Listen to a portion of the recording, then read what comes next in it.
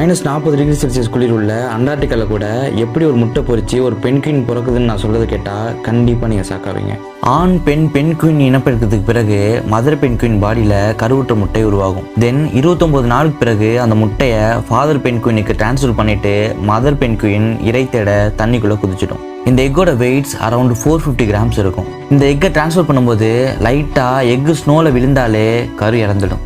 இந்த எக்கை கிட்டத்தட்ட 64 நாள் ஃபாதர் பெண் குயின் தன்னோட வாமா இருக்கிற ப்ரூட் பவுச்சில் பத்திரமா காக்கும். இந்த சமயத்தில் அண்டார்டிகாவில் -40°C வர டெம்பரேச்சர் ட்ராப் ஆகும். அதனால ஆயிரக்கணக்கான ஃபாதர் பெண் குயின்ஸ் ஒன்று கூடி இருக்கிறது மூலமாக ஃப்ரீஸ் ஆகாமல் தடுத்துக்கும். இந்த டைமில் ஃபாதர் பெண் குயின் எதையுமே சாப்பிடாது. அண்ட் இது அனிமல் கிங்டம்லேயே லார்ஜஸ்ட் பேரண்டல் ஃபாஸ்டிங்னு சொல்லப்படுது.